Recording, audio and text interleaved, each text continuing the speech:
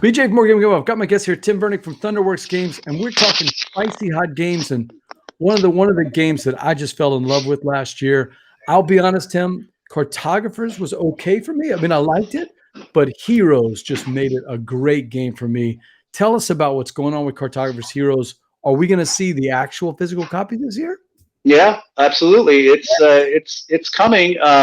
Now, of course, we're just trying to figure out when is the best time to get these out into retail with the con schedule. But yeah, it'll be out. The plan is for it to be out Gen Con time if Gen Con happens this year. But it'll certainly be out in stores, and we'll have it available on our website for direct order as well. Tim, I love that front cover. Yeah. I just love it. It gives the sense of, wow, this royal cartographer is going out into the wilderness to map out the things, but there's danger in this box, Tim.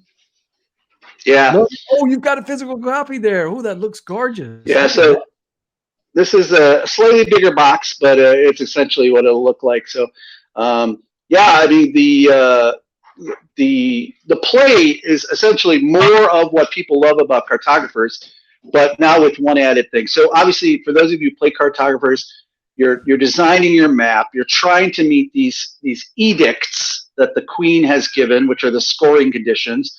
Plays over the 4 seasons, and from time to time, those monsters appear. And when you're playing around a table, you pass your map to the person on your left or your right, and they will draw monsters on your map, which will ruin your day, totally destroy your plans. And then when it reaches the end of a season, you will score. You will subtract points for every square on the map that is next to a monster.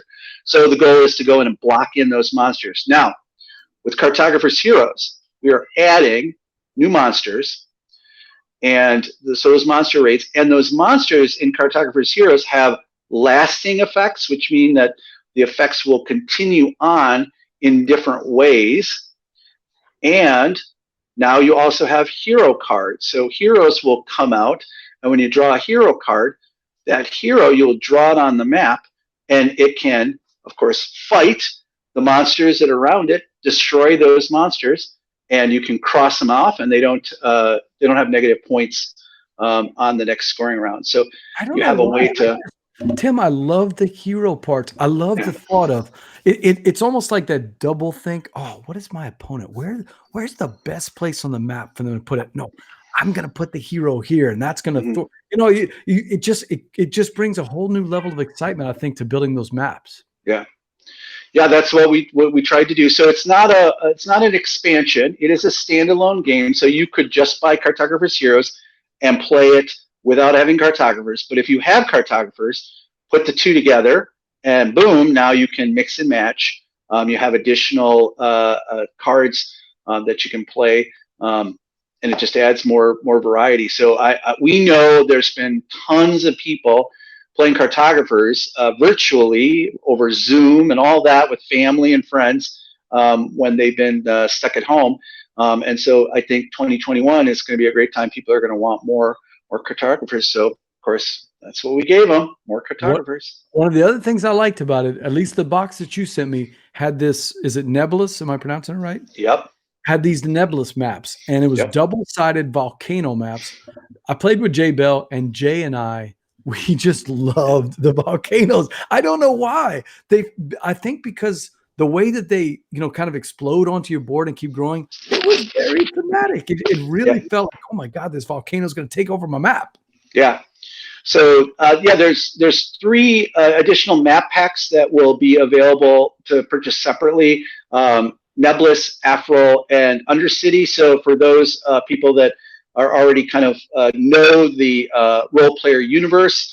And this is all a tie-in to Role Player Adventures, so people who play Role Player Adventures will recognize and get to know more about these different parts of the universe of Ulos. So we've got the island, we have the volcano, we have the dungeon, which is the Undercity. And just to give you a little heads up, there are more map packs coming, so we'll continue to develop those so that there will be additional material for people to play. So when Even you get Burt, tired of Gumbo Scoop, we have new maps coming out. yeah, more maps. More maps. And that, again, that's all part of that role player universe with the world. Universe. Yeah. So is that Keith Mateka's baby? Is he the one building it, or is there someone else that's helping him flesh out the world?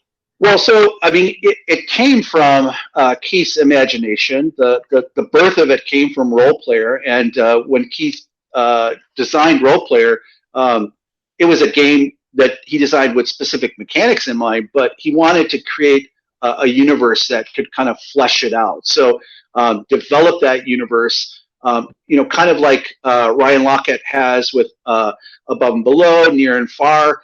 You want to kind of create a world around these games. So Lockup also is in the role player universe. Cartographers is in the role player universe.